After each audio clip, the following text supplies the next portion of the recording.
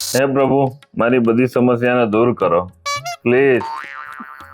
આ લે તરત સાંભળી લીધું ભગવાન. થેન્ક યુ तेरा क्या होगा कालिया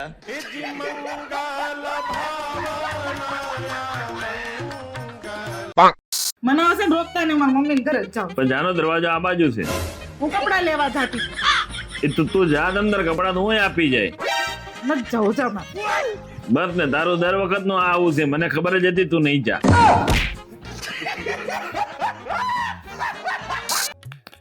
શાક રોટલી ચા ભાખરી શાક રોટલી ચા શાક- ભાખરી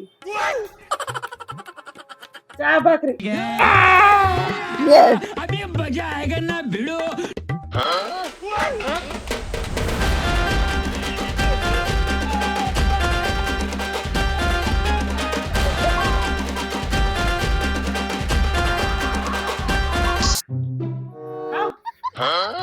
બીવાનું હતું તમને બીવડાવતી હતી.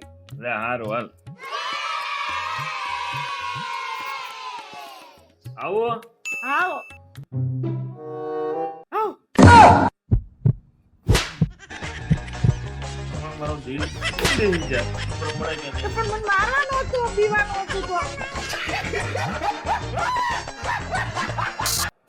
હું કરે મારી જાનવડી ટીવી જોઉં. તને કેટલી વાર સમજાવવાની હું મારી પર્સનલ વસ્તુને હાથ નહીં અડાડવાનો. मगर क्यों હવે હું ખોવાઈ ગયું તમારું. ખાવણ એને પોતું.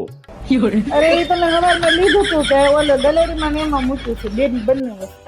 ક્યારનો અડધો પોણો કલાક થી ગોતું તો હજી મારે વાસણ ધોવાના બાકી.